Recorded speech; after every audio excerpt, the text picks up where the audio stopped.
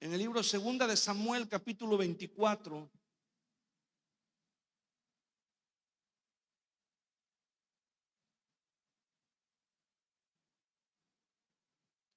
Versículo 15. Estamos hablando, acuérdese, la semana pasada, hace 8 días, tuvimos un tema acerca de Abraham con Isaac. Estamos hablando acerca de señales. Le hemos puesto así: señales de la venida del Mesías. No es una serie como tal, pero sí los temas están enlazados, los temas tienen que ver uno con el otro. Si usted estuvo con nosotros hace 8 días, bueno, vimos cómo Abraham recibió una instrucción de parte de Dios y el Señor lo llamó y le dijo: ve a un monte que te voy a enseñar y ahí vas a sacrificar a tu hijo Isaac, ahí lo vas a sacrificar en holocausto. Y Abraham fue obediente, ¿verdad? A pesar de que era una locura, parecía una locura lo que Dios le estaba diciendo, pero Abraham fue obediente. Y vemos cómo el Señor Jesús, después de 2000 años, menciona a Abraham y ve cómo Abraham pudo ver 2000 años al futuro, cómo uno de sus descendientes cumplió lo que él estuvo a punto de hacer con Isaac, ¿verdad? Ofrecerse en sacrificio, pero no solamente por una persona, pero por toda la humanidad. ¿Ok? Entonces, este pasaje que vamos a leer ahorita, lo que vamos a estudiar ahorita, ocurrió 1000 años después de lo que vimos la semana pasada con Abraham e Isaac. ¿Ok? Dice la palabra del Señor, segunda de Samuel, capítulo 24, versículo 15. Y Jehová envió la peste sobre Israel desde la mañana hasta el tiempo señalado, y murieron del pueblo desde Dan hasta Berseba 70,000 hombres. Y cuando el ángel extendió su mano sobre Jerusalén para destruirla, Jehová se arrepintió de aquel mal y dijo al ángel que destruía al pueblo: basta ahora, detén tu mano. Y el ángel de Jehová estaba junto a la era de Arauna Jebuseo. Y David dijo a Jehová, cuando vio al ángel que destruía al pueblo: yo pequé, yo hice la maldad. ¿Qué hicieron estas ovejas? Te ruego que tu mano se vuelva contra mí y contra la casa de mi padre. Y Gad vino a David aquel día y le dijo: sube y levanta un altar a Jehová en la era de Arauna Jebuseo. Subió David conforme al dicho de Gad, según había mandado Jehová, y Arauna miró y vio al rey y a sus siervos que venían hacia él. Saliendo entonces Arauna, se inclinó delante del rey, rostro a tierra, y Arauna dijo: ¿por qué viene mi señor el rey a su siervo? Y David respondió: para comprar de ti la era, a fin de edificar un altar a Jehová, para que cese la mortandad del pueblo. Y Arauna dijo a David: tome y ofrezca a mi señor el rey lo que bien le pareciere. He aquí bueyes para el holocausto y trillos y los yugos de los bueyes para la leña. Todo esto, oh rey, Arauna lo da al rey. Luego dijo Arauna al rey: Jehová tu Dios te sea propicio. Y el rey dijo a Arauna: no, sino por precio te lo compraré, porque no ofreceré a Jehová mi Dios holocaustos que no me cuesten nada. Entonces David compró la era y los bueyes por 50 siclos de plata, y edificó allí David un altar a Jehová, y sacrificó holocaustos y ofrendas de paz. Y Jehová oyó las súplicas de la tierra, y cesó la plaga en Israel. Vamos a orar un momento. Señor, te damos gracias en esta noche porque eres bueno. Gracias por todas tus bendiciones. Gracias, Señor, porque hasta el día de hoy hemos podido ver y experimentar en nuestra vida, Señor, tu fidelidad, tu amor, tu misericordia, tu gracia, Señor, sobre cada uno de nosotros. Padre, bendícenos en esta noche, Señor, añadiendo bendición a tu palabra, que a través de ella podamos encontrar la luz, Señor, y podamos entender todas las cosas grandes y maravillosas que tú tienes para nosotros, Señor. Cosas que antes no conocíamos, pero que ahora tú has abierto nuestros ojos para que podamos ver y podamos entender por medio de tu palabra, Señor, las maravillas, los prodigios, los milagros que tú haces en nuestras vidas, Señor. Te damos gracias en el nombre de Jesús. Amén y amén. Gloria a Dios.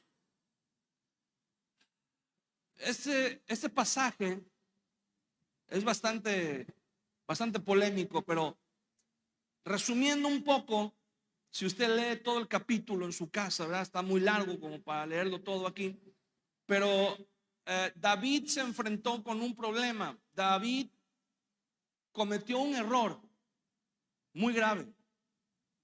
Él, dice la Biblia, que se encontraba en un momento, digámoslo así, en la cúspide de su carrera como político, como militar, digámoslo así, ¿verdad? David se encontraba en el punto más alto, en la gloria más alta que un rey pudiera pensar o pudiera desear. Y en ese momento, cuando ya Dios le había dado paz a su alrededor, había conquistado, había derrotado a la mayoría de sus enemigos, y los que quedaban le tenían suficiente miedo como para mantenerse lejos, ¿verdad? Mantenerse a raya. Entonces David, como ya había demostrado con anterioridad que no era bueno que estuviera ocioso, pero en un rato de ociosidad, David llamó a su mano derecha, al hombre que era su ayudante, su hombre más fiel, y le dijo: quiero que hagas una cosa, quiero que vayas desde los límites del norte hacia el sur, en todo el país, y cuentes. Le dijo: quiero que hagas un censo, cuántos hombres tenemos listos para la guerra, cuántos soldados, pues. Quiero que pase revista desde el norte hasta el sur, desde Dan hasta Berseba. Eran las dos fronteras, la frontera norte y la frontera sur. Dice: quiero que vayas y quiero que me digas con cuántos soldados contamos para la guerra. Y este hombre le dijo: mira, trató de convencerle, le dijo: mira, rey, que Dios nos bendiga y que Dios nos aumente, ¿verdad?, las fuerzas y nos dé más de lo que tenemos, pero mejor no hagamos esto. Este hombre entendió que lo que David estaba haciendo tenía un trasfondo que no era correcto delante de Dios. Al final de cuentas, pues David era el rey y el hombre tuvo que obedecer. Dice la Biblia que le tomó 9 meses a él y a su gente recorrer todo el país, desde el norte hasta el sur, todos los pueblos, todas las aldeas, todas las ciudades principales, hasta el último rincón. Recorrió este hombre censando a todos los hombres que fueran capaces de empuñar una espada y de ir a la guerra. El resultado fue que en Israel, lo que después se conoció como el reino de Israel en el norte, habían 800,000 hombres listos para la batalla. Y en el reino, en la parte de Judá, había 500,000 hombres. O sea, era una cantidad, unos números estratosféricos, ¿verdad? Era algo tremendo, un ejército tremendo. Y dice la Biblia que cuando llegaron y le dieron estas cifras a David, inmediatamente vino un profeta y le dijo: ¿por qué hiciste esto, David? ¿Por qué llenó? ¿Por qué en tu corazón hubo esa inclinación? Ahora, vamos a ver en qué consiste el pecado de David. ¿Por qué representó un problema tan grave haber censado al pueblo? El hecho en sí de censar al pueblo no tenía nada de malo. Moisés realizó 2 censos durante la época que estuvieron en el desierto. El libro de los Números se llama así porque Moisés censó al pueblo 2 veces durante ese periodo. Y bueno, en el libro de Números, si usted da una ojeada en su Biblia, se va a encontrar con muchísimas páginas que solamente contienen nombres, ¿verdad? Fulano, sultano, mengano, perengano y tal, y tal, y tal, y tal, y tal. Son cientos y cientos de nombres, porque Moisés censó al pueblo. Pero Moisés censó al pueblo con un propósito muy diferente al que David tenía en su corazón. Moisés censó al pueblo por razones de logística, por razones que tenían que ver con la administración de las tareas, de los trabajos, también con la repartición, ¿verdad?, de las riquezas. Pero el censo que David llevó a cabo fue un censo diferente. David llegó a tener tal poder y tal gloria, hablando terrenalmente, que por un momento tuvo miedo de perder lo que había logrado. Tuvo miedo de perder lo que había alcanzado. David fue un hombre que usted conoce la historia, ¿verdad? A través de muchas pruebas, a través de situaciones muy, muy difíciles, muy extremas, Dios lo llevó a ser el rey más poderoso de la nación de Israel en la antigüedad. Durante el reinado de David y de su hijo Salomón, el reino de Israel ocupó la mayor expansión territorial en toda su historia. Y David llegó a acumular tal cantidad de riquezas.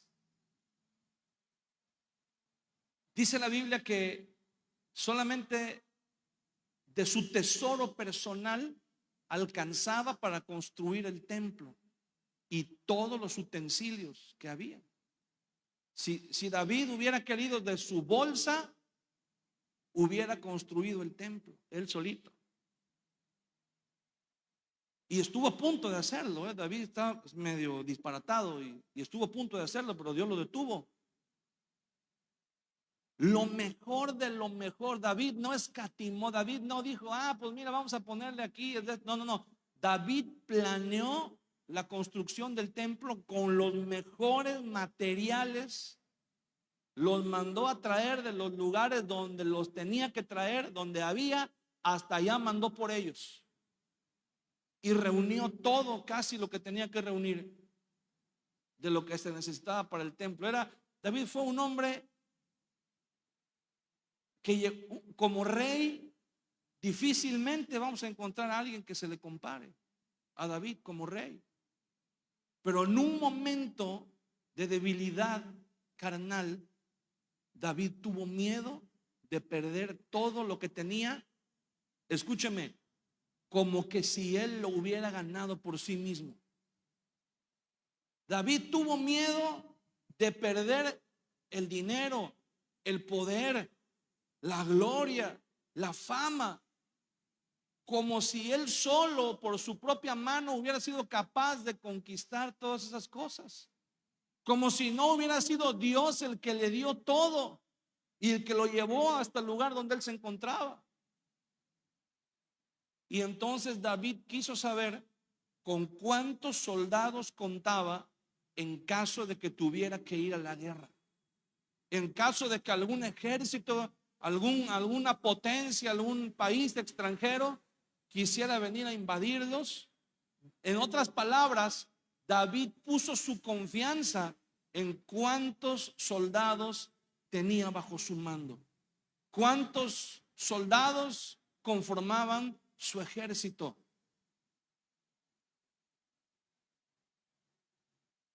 Y no puso su confianza en el Señor. Después el mismo David escribió en el libro de los Salmos: unos confían en carros, otros confían en caballos, mas nosotros del nombre de Jehová nuestro Dios tendremos memoria.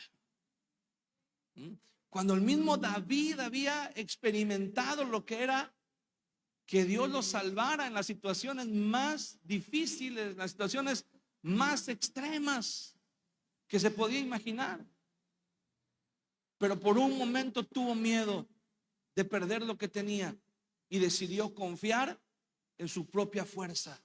Decidió confiar en su propio ejército. Y entonces un profeta fue enviado por Dios para decirle: ¿por qué has hecho esto? Ahora la ira de Dios se ha encendido contra la nación. Dice: y te voy a dar a escoger tres cosas. Dice el profeta, le dijo: Dios me mandó a preguntarte, ¿qué quieres? Escoge tres cosas. Te voy a dar tres opciones. Le dice: que toda la nación sufra 3 años de hambres, que venga una hambruna de 3 años, o que tú seas perseguido por tus enemigos durante 3 meses, o que Dios traiga una peste sobre la nación durante 3 días. Y entonces David dijo: bueno, la primera opción, porque el profeta todavía le dijo: apúrate porque tengo que regresar a darle respuesta al que me envió. Y entonces David dice: pues 3 años de hambre, pues es mucho. 3 años es mucho. Dice: y 3 meses de que me persigan mis enemigos. Pues sus enemigos lo habían perseguido durante años, ya estaba cansado de eso. Dijo: no, pues la última opción era una peste de 3 días. Y yo creo que David no se imaginó no pudo visualizar la gravedad de lo que eso significaba. Y entonces David dijo: pues escojo la tercera opción, que haya una plaga durante 3 días. Y dice la Biblia que solamente en el primer día murieron 70,000 hombres. Cuando David le dijeron la noticia, 70,000 hombres, David dijo: no, ya estuvo. Y todavía la plaga no había llegado a la capital, no había llegado a Jerusalén. Eso había sido allá. Pero si la plaga llegaba a Jerusalén, hubiera sido mucho más grande tal vez la mortandad. Entonces dice la Biblia que en un momento David vio el ángel de Jehová que estaba a punto de extender su mano para destruir la ciudad de Jerusalén. Y entonces David oró y dijo: Señor, yo pequé, yo hice el mal, la culpa es mía. Dice David: ¿qué culpa tienen estas ovejas? ¿Qué culpa tiene el pueblo? ¿Qué culpa tiene la gente? Yo pequé, dice David, que el mal venga sobre mí. Es más, incluso dice David, sobre la casa de mi padre, o sea, sobre toda mi familia. Sí, pero ya no castigues al pueblo. Y entonces dice la Biblia que el Señor se arrepintió y le dijo al ángel: detente, detente, ya no destruyas, ya no hagas más mortandad. Y entonces inmediatamente el profeta vuelve a ir con David y le dice: el Señor ha escuchado tu oración, pero tienes que ir, le dice, a la tierra de Moriah, y en la parcela de un hombre llamado Arauna tienes que edificar un altar y ofrecer sacrificios al Señor. Y David lo hace así. David va, compra, dice la Biblia, compra la parcela, la propiedad de este hombre llamado Arauna, y ahí edifica un altar y ofrece sacrificios a Dios, y la plaga termina allí, la mortandad termina allí. Esta historia tiene un significado muy interesante, porque la causa, casi la causa de casi todos los males que existen en el mundo y que el día de hoy están causando estragos en la humanidad, es el sentido o la sensación de autosuficiencia y de autoconfianza que hay en el ser humano, que nos ha llevado a, en un sentido figurado, independizarnos de Dios. ¿Verdad? El día de hoy, en la cultura de la humanidad en general, no hay lugar para Dios. No hay cabida para Dios. ¿Verdad? El día de hoy, el mundo, la manera de pensar del mundo, todo está encaminado a desaparecer, si fuera posible, desaparecer por completo el concepto de Dios de las mentes de todas las personas. Muchos filósofos, científicos, políticos, militares en el mundo, en el pasado y en la actualidad, han tenido como propósito erradicar la religión. Han dicho, la religión es la que le ha hecho más daño, lo que más daño ha provocado en la humanidad. Entonces, incluso sacaron un lema, ¿verdad? Pusieron menos religión, más cultura. Menos religión, pusieron menos iglesias, más escuelas. Y entonces tomaron la bandera del ateísmo. Muchas corrientes de pensamiento el día de hoy han tomado la bandera del ateísmo. Su principal propósito es desplazar a Dios, sacar a Dios de la mesa de juego. Porque sacando a Dios, ellos pueden imponer sus ideas, sus pensamientos. Porque para que ellos puedan sentir que pueden desarrollarse por completo y sin ningún impedimento, sin nada que les estorbe, tienen un estorbo y un impedimento que es Dios y que es la iglesia. La iglesia les estorba, Dios les estorba.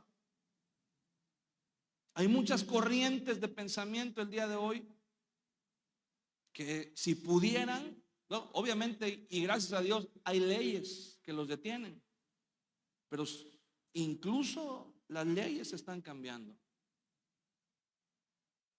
Pero si pudieran, mandarían cerrar todas las iglesias, mandarían a prohibir que se mencione el nombre de Dios o la palabra Dios, solamente como una cuestión cultural, ¿verdad? De estudiar. En las universidades quisieran decir solamente como un dato cultural o histórico, decir, alguna vez hubo gente que creyó en Dios, alguna vez hubo gente que creía en un libro llamado la Biblia, alguna vez, ¿verdad? Y todo eso, hermano, la Biblia dice que iba a pasar. Y ha pasado en otros tiempos y está pasando ahora. Y así como ha sucedido en otras épocas, va a volver a suceder. La Biblia va a sobrevivir, la iglesia va a sobrevivir, a menos que el Señor diga hasta aquí. A menos que el Señor diga se acabó, y entonces la iglesia de Jesucristo nos vamos con el Señor y el mundo va a ser juzgado por Dios. con toda severidad. Pero el día de hoy el mundo quisiera excluir a la iglesia, quisiera desaparecer, borrar todo vestigio de Dios y de lo que ellos llaman, o del concepto que ellos tienen de la religión, porque ellos creen que el mundo es, que el hombre, el ser humano es suficiente para sostenerse a sí mismo.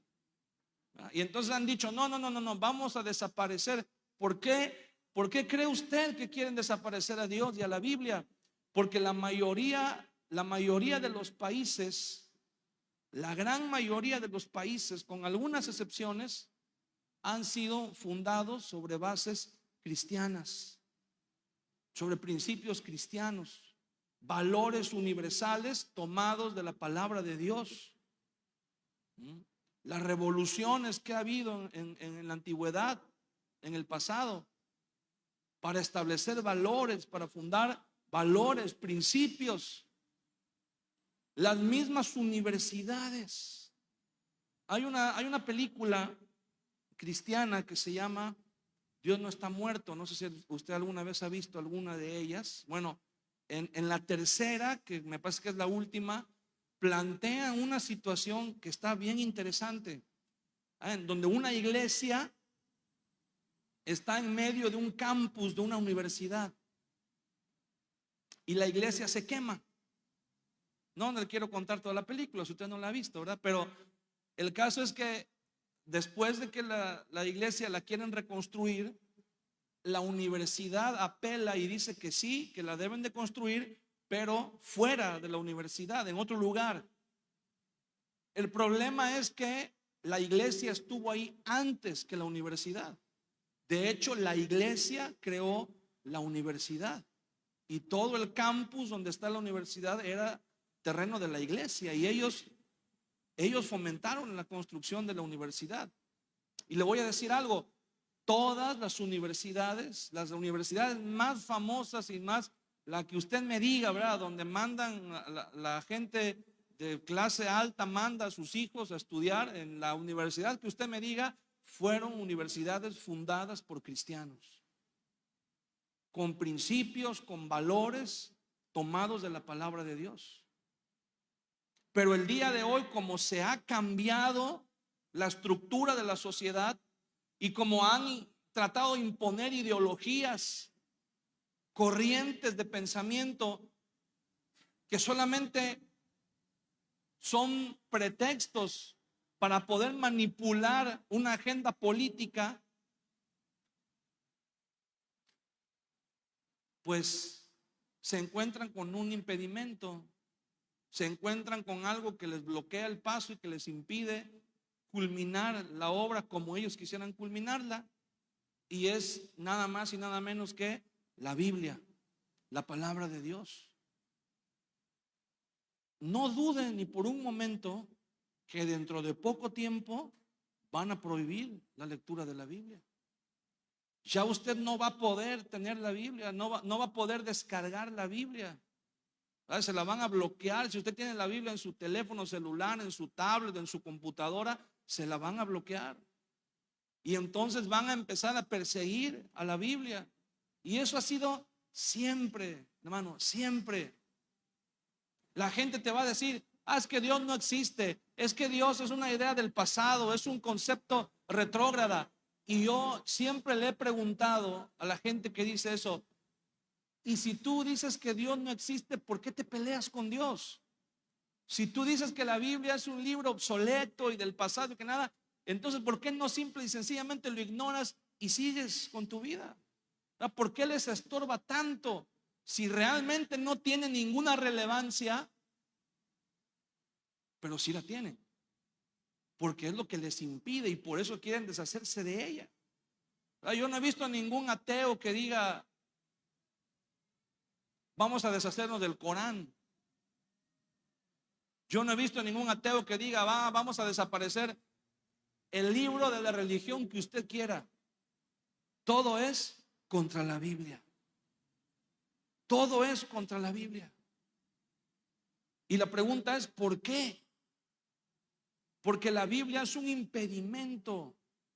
Porque la Biblia nos dice y nos enseña, ¿verdad? Cuando el pueblo de Israel entró a la tierra de Egipto y el Señor le dice: cuando hayas entrado en la tierra a la que yo te voy a llevar, cuando hayas edificado casas grandes en las que habites, cuando levantes tu cosecha de tal manera que ya no quepa en el granero, cuando tus animales se multipliquen y seas rico, dice: cuídate de no olvidarte de Jehová tu Dios, porque Él es el que te da el poder para hacer las riquezas. No sea que te olvides y digas: mi mano me ha enriquecido, ¿verdad? Dice, no sea, y ese es el problema del ser humano. Ese es el problema, que el día de hoy nos hemos hecho, hablando en términos generales, ¿verdad? Nos hemos hecho poderosos, nos hemos hecho ricos, pero se nos olvida que estamos trabajando con la materia prima de alguien más. Porque nosotros no creamos la tierra, nosotros no creamos el metal, nosotros no creamos la madera. Nosotros ya lo encontramos todo hecho aquí, ¿verdad? Como que alguien más lo dejó para nosotros, como que alguien más dejó todo listo para que el ser humano viniera y explotara las riquezas de este mundo. Y esa persona no es otra más que el Señor, más que Dios. La Biblia dice algo bien interesante en el libro del profeta Daniel, capítulo 5. Dice que cuando el rey Belsasar reunió a todos sus príncipes, a todos los gobernantes, a toda la gente importante, y quiso sentir que él estaba por encima de todas las cosas, dice, mandó traer los vasos de la casa de Jehová, los vasos que el rey Nabucodonosor había llevado del templo a Babilonia, del templo de Jerusalén. Dice, su nieto, el rey Belsasar, los mandó traer, y en esos vasos sirvieron vino para brindar por los dioses de Babilonia. ¿Por qué en los vasos de Jehová? ¿Por qué no en los de cualquier otro dios de los otros templos que habían saqueado? ¿Por qué en los vasos de Jehová? Porque para sentirse por encima de todos, necesitan estar por encima de Jehová. ¿Y sabe cuándo van a estar por encima de él? El mismo Satanás, dice la Biblia, ¿verdad? Dijo, subiré junto a las alturas de las nubes, subiré y pondré mi trono a los lados del norte, ¿verdad? Y seré semejante al Altísimo. El mismo Satanás quiso subir y estar al igual. ¿Sabe cuándo? Nunca. Y el día de hoy en la humanidad tenemos el mismo problema. Queremos, ¿verdad?, sentirnos autosuficientes. Queremos sentir que no dependemos de nada ni de nadie. Y la Biblia nos exhorta de principio a fin a declarar, y no solamente a declarar, pero a creernos, a asimilarlo y a vivir de tal manera que reflejemos nuestra total y absoluta dependencia de Dios. No podemos ser independientes de Dios. No podemos no podemos cortar esa línea de vida. No podemos. No fuimos creados para ser independientes de Dios.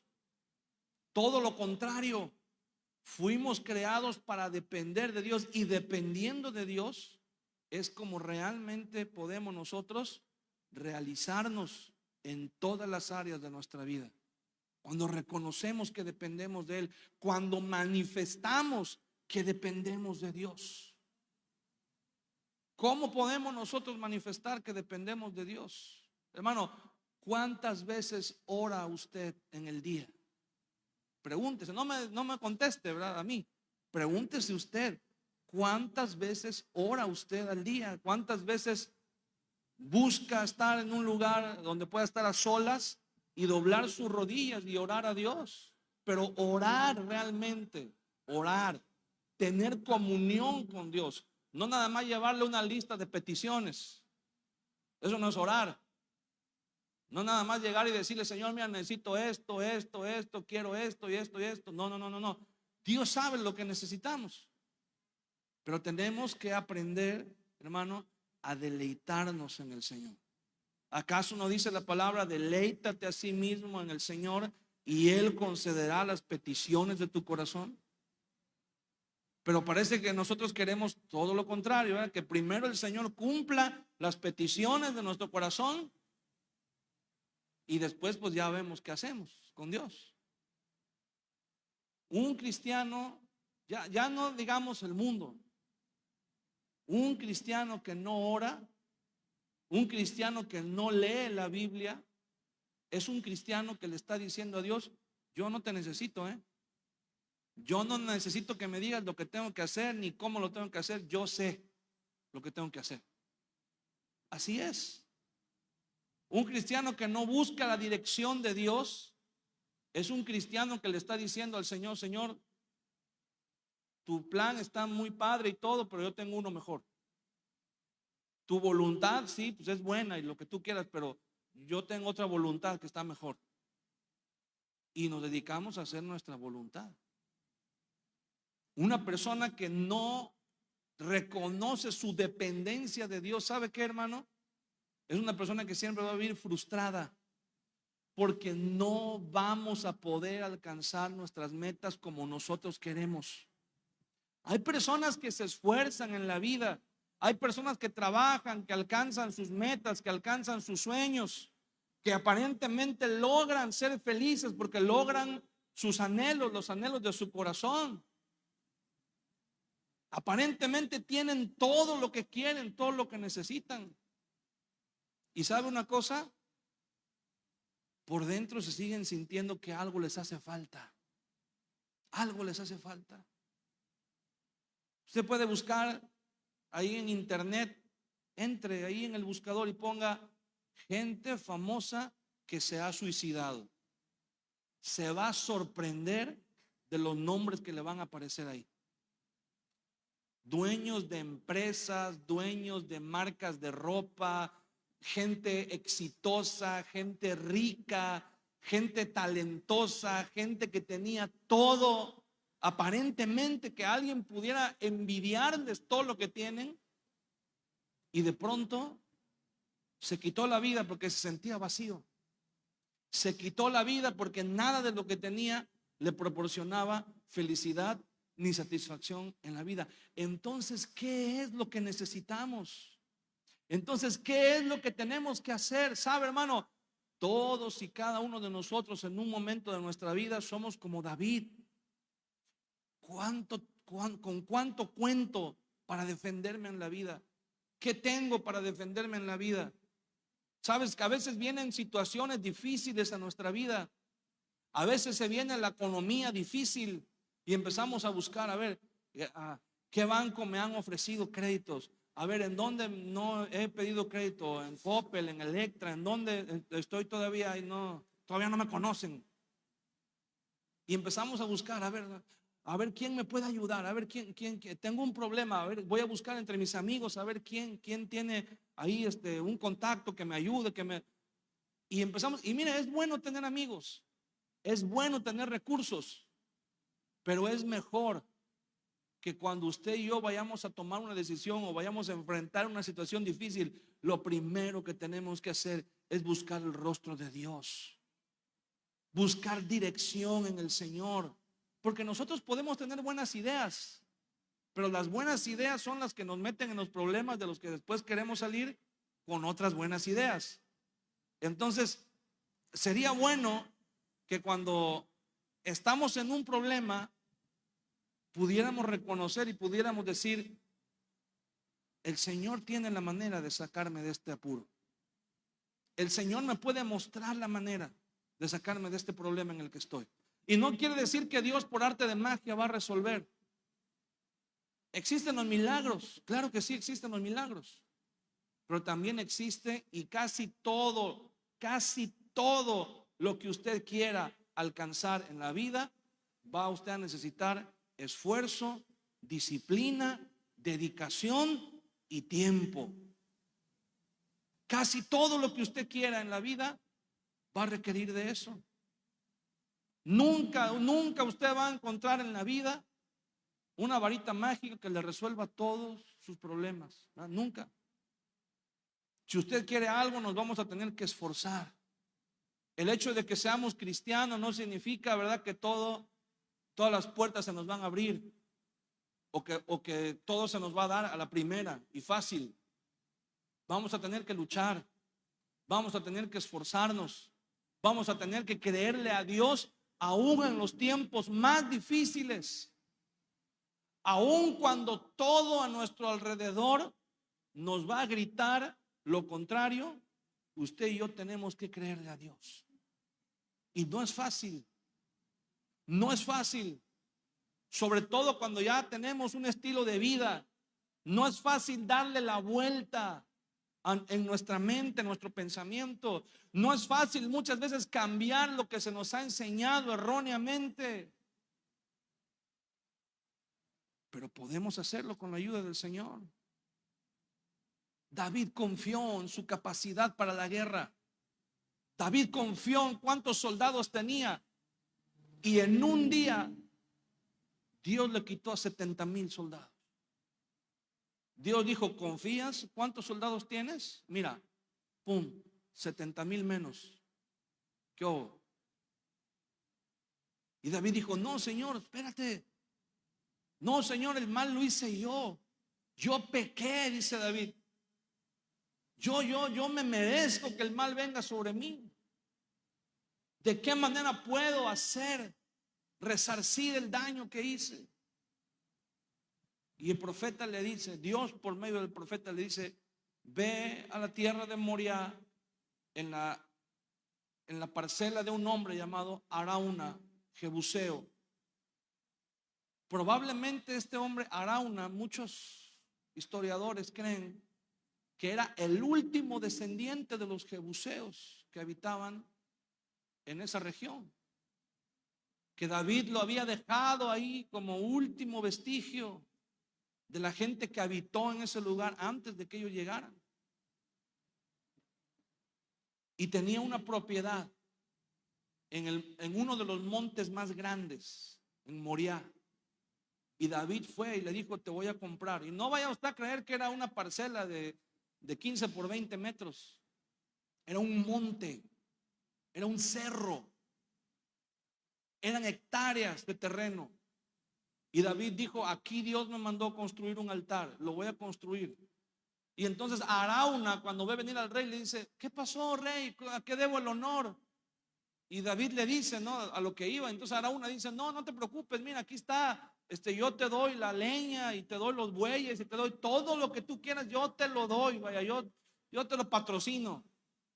Y David dice: no voy a ofrecerle a Dios holocaustos que no me cuesten nada. Y lo compró de su bolsa. David compró ese terreno, compró los animales, compró todo lo que se necesitaba, construyó un altar en ese lugar. No vaya usted a creer que un altar pequeño, no, construyó un altar, una plataforma, y ahí ofreció sacrificios a Dios. Y dice la Biblia que la mortandad cesó. ¿Cuándo vamos a entender, o cuándo el mundo tiene que despertar y entender que necesitamos reconocer a Dios en nuestra vida? Necesitamos reconocer nuestra dependencia y nuestra necesidad de Dios. ¿Sabe cuál es en muchos casos el principal problema? Que cuando dependemos de Dios, Dios nos manda a depender de alguien más. A veces para obedecer a Dios tenemos que obedecerle a alguien más. Y la Biblia lo dice. ¿Por qué Dios no habló directamente con David? Le mandó al profeta, mandó a Gad, el profeta. Y el profeta le dijo: el Señor me mandó a decirte que tienes que hacer esto y esto y esto. Podemos entender que David agarró la onda, como decimos, le cayó el 20, porque David no respondió algo así como que: ¿y tú quién eres para decirme que me lo diga Dios a mí? Se hubiera puesto al brinco. Pero David entendió que para obedecer a Dios a veces tenemos que obedecer a alguien más. Y ahí es donde nos cuesta trabajo. Ahí es donde a veces decimos, no, yo le obedezco a Dios, pero a mi manera. No, no, no. Para que tú puedas decir que le obedeces a Dios, te tienes que alinear. Tú no puedes decir que te sujetas a Dios si no lo obedeces o si no respetas a tu esposo. Tú no puedes decir que obedeces a Dios si no obedeces y si no haces lo que Dios manda en su palabra respecto a tu esposa. No podemos decir que obedecemos a Dios si no estamos dando buen testimonio en nuestro trabajo, en nuestra escuela, en cualquier lugar, ¿verdad? Con los vecinos, con todos. Dios nos manda que dependamos de Él, y depender de Dios es obedecer muchas veces a las instituciones que Dios ha establecido. Pero si las instituciones son corruptas, bueno, eso lo va a juzgar Dios. Pero usted y yo tenemos que obedecer a lo que Dios ha establecido. No podemos nosotros cambiar simplemente porque no me gustó cómo tal o cual persona hizo o dijo tal cosa. No, no, no. Tenemos que aprender, hermano, a depender de Dios. Y tenemos que aprender a tener ese orden en nuestra vida. La Biblia dice que Dios, que David obedeció al Señor y trajo un sacrificio, trajo holocaustos. No dice cuántos, ¿verdad? Pero seguramente trajo muchísimos animales, ¿verdad? Sobre el altar. Ahí fueron sacrificados y fueron dados como ofrenda, como holocausto para el Señor. Y el Señor recibió esa ofrenda, escuchó la oración y cesó la plaga. Hermano, queremos ver que el mundo cambie. Queremos ver que la gente se acerque a Dios, pero no estamos dispuestos a pagar el precio para adorar a Dios. David estuvo dispuesto y pagó un precio. David estuvo dispuesto y dijo: lo que haya que hacer yo lo hago, lo que haya que comprar lo compro, lo que haya que traer lo traigo, pero vamos a ofrecer un sacrificio a Dios para que la plaga se termine. Y el problema era con el pueblo, y el pueblo no sabía. El pueblo nada más lo único que sabía era que la gente estaba muriendo. Y de repente se detuvo la mortandad, se detuvo la plaga. ¿Por qué? Porque un hombre fue obediente, a pesar de que antes la había regado. Él había sido el causante del problema, pero había cambiado su corazón, se había vuelto a Dios y había hecho un sacrificio. Ahora, el lugar, esto es algo bien interesante, el lugar donde David ofreció el sacrificio, algunos años después, en ese mismo lugar, Salomón edificó el templo. En el mismo lugar en donde David compró esa era o esa parcela de Arauna, en ese mismo lugar, Salomón, algunos años más tarde, edificó el templo de Jehová. Un templo magnífico, era hermoso. La Biblia lo describe como algo muy, muy, muy glorioso, muy grandioso. En el mismo lugar, mira, ahí en el libro Segunda de Crónicas, estamos en Segunda de Samuel, en Segunda de Crónicas, capítulo 3, versículo 1. Dice: comenzó Salomón a edificar la casa de Jehová en Jerusalén, en el monte Moria, que había sido mostrado a David su padre, en el lugar que David había preparado en la era de Ornán Jebuseo. Ornán es la traducción del nombre de Arauna, Jebuseo. Cuando leemos Ornán Jebuseo, es el mismo. En el lugar en donde David compró ese territorio, ese terreno que era de Arauna o Ornán, como lo queramos decir, ¿verdad? Jebuseo. En ese mismo lugar Salomón edificó el templo, dice, en el monte Moriah. Si usted se acuerda, ¿qué otra cosa había pasado en el monte Moriah? ¿No se acuerda? Génesis capítulo 22, versículo 1. Aconteció después de estas cosas que probó Dios a Abraham y le dijo: Abraham. Y él respondió: heme aquí. Y dijo: toma ahora tu hijo, tu único, Isaac, a quien amas, y vete a tierra de Moriah y ofrécelo allí en holocausto sobre uno de los montes que yo te diré. En el mismo monte donde Abraham estuvo a punto de sacrificar a Isaac, pero Dios le envió un carnero, un animal, para ser sacrificado en lugar de su hijo. En ese mismo monte, 1000 años después, David ofreció un holocausto. Fíjese, Abraham ofreció un holocausto para salvar la vida de su hijo. David ofreció un holocausto para salvar la vida de la nación de Israel. 1000 años después de Abraham y 1000 años después de David, o sea, 2000 años después de Abraham, en ese mismo monte, en el monte Moriah, Jesús se ofreció a sí mismo en sacrificio para salvar a toda la humanidad, a todos nosotros. En el mismo monte, en el mismo lugar. Primero Abraham ofreció un sacrificio, un carnero que fue sacrificado en lugar de Isaac, su hijo, ¿verdad? Para salvar a Isaac. Después, 1000 años después, David viene y ofrece un sacrificio para salvar a toda la nación de Israel. Y 1000 años después, Jesús ofrece otro sacrificio para salvar a toda la humanidad. ¿Y sabe de qué nos tiene que salvar el Señor? De lo mismo todas las veces. De un sentido de autosuficiencia, de un sentido de independencia. Tenemos que aprender a depender de Dios y tenemos que entender que necesitamos ser salvados.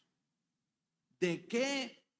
Bueno, pues todos decimos somos salvos, pero ¿de qué nos salvó el Señor? Bueno, del infierno. Pero ¿de qué otra cosa nos salvó el Señor? ¿Sabe de qué? De nosotros mismos. Porque nosotros mismos somos los causantes muchas veces de nuestros problemas, de nuestras tragedias. Juan Calvino, un teólogo muy importante en la época de la Reforma, dijo algo muy importante. Dijo: si el pecador más grande que usted conoce no es usted mismo, entonces no se conoce usted muy bien. Muchas veces los que causamos, los causantes de nuestros propios problemas somos nosotros mismos. ¿Por qué? Porque queremos vivir independientes de Dios. Aún siendo cristianos, muchas veces somos independientes de Dios. ¿Cuándo fue la última vez que tuviste un tiempo a solas con Dios, en su presencia, una comunión con Dios? ¿Cuándo fue la última vez que leíste un pasaje y Dios habló a tu vida? O buscaste poner por obra algo que leíste o algo que Dios te habló por medio de su palabra. ¿Cuándo fue la última vez que estudiaste con seriedad, ¿verdad? Que te metiste a un curso en la iglesia y tomaste una clase? ¿Cuándo fue la última vez que ayunaste buscando recibir dirección de Dios, buscando ser sensible a la voz de Dios? Muchas veces se nos olvida que no somos autónomos. Y la idea que el mundo nos quiere meter es que sí somos autónomos, que no necesitamos que nadie nos diga nada, que no necesitamos, ¿verdad? Que podemos hacer lo que queramos con nuestra vida. Tú puedes hacer lo que tú quieras con tu cuerpo. Tú puedes hacer, ¿verdad? Si te quieres perforar, hacer tatuajes, cambiar de sexo, cambiar de lo que tú quieras, ¿verdad? El día de hoy te dice si quieres embarazarte y si luego te arrepientes puedes abortar o te puedes tomar lo que quieras, drogar lo que tú quieras, ¿verdad? Porque hay que experimentar y esto y lo otro. Y dicen, tú puedes hacer lo que tú quieras con tu cuerpo. Bueno, yo quisiera, bueno, al mismo tiempo no quisiera, ¿verdad? ¿No? Porque es algo muy feo. Pero yo quisiera ver cuando alguien que piensa así se enferme y que sane a su cuerpo, porque Él puede hacer lo que quiera con su cuerpo. Entonces que le diga a su cuerpo: sánate porque eres mío y eres mi propiedad y yo puedo hacer contigo lo que tú quieras, entonces sánate. No se puede, porque no nos pertenecemos a nosotros mismos. Todo lo que tenemos lo tenemos prestado por un tiempo, y ese tiempo está en manos de Dios. Mientras nosotros no reconozcamos nuestra dependencia, ¿quién es la persona que puede ser más feliz en esta vida? El que entiende que nada de lo que tiene es suyo, ni siquiera su propia vida. Ese es el que puede llegar a acercarse un poquito más a ser feliz y a vivir en paz. Porque si creemos que todo lo que tenemos es nuestro y que podemos hacer lo que nosotros queramos con lo que tenemos, eso se llama una fantasía, y vamos a vivir siempre frustrados al darnos cuenta de que no es verdad. No podemos hacer lo que nosotros querramos. Quiero pedirle que se ponga de pie conmigo un momento.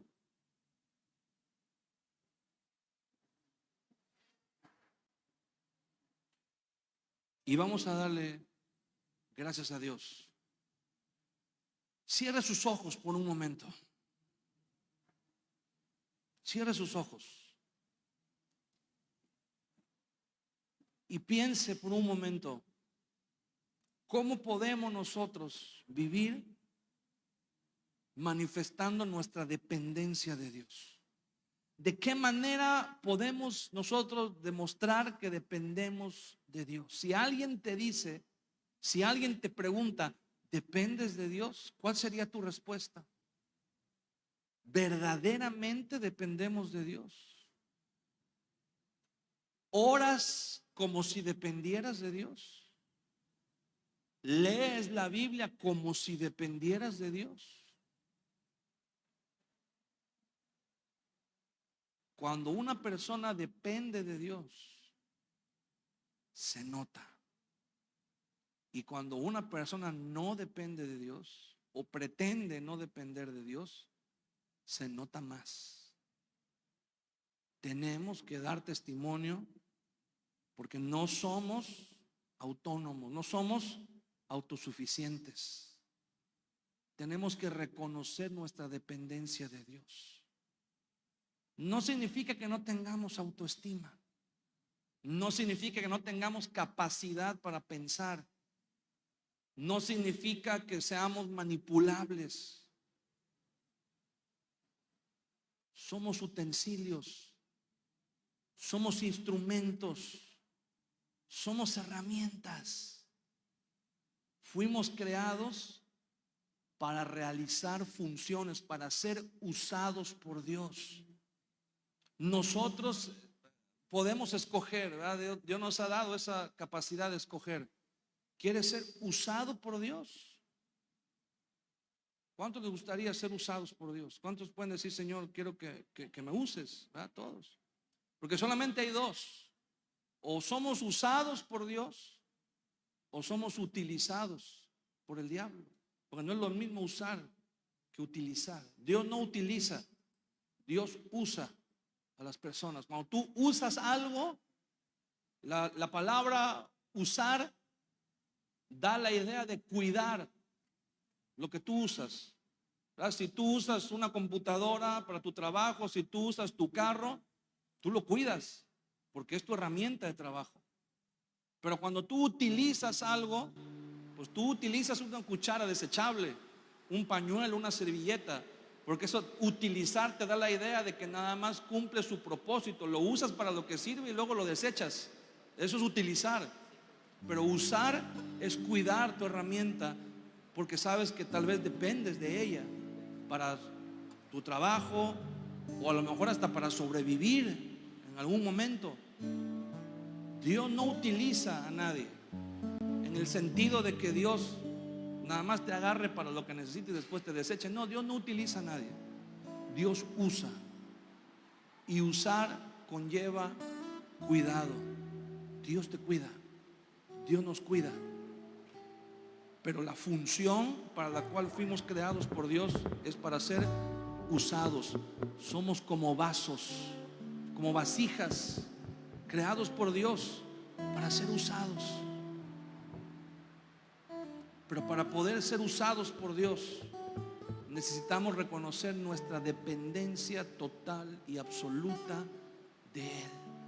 Tú no puedes resolver tus problemas. A lo mejor puedes con uno u otro problema, y eso te ha llevado al engaño de creer que puedes con todos, pero no puedes con todos.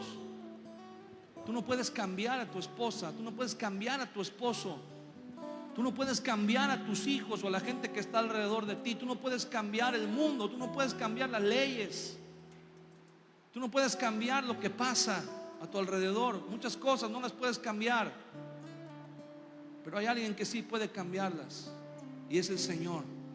Y en la medida que aprendamos a depender de Él, Dios puede cambiar tus circunstancias, Dios puede cambiar a tu familia, Dios puede cambiar la situación que te rodea. Claro que sí, Dios lo puede hacer, pero tenemos que aprender a depender de Dios.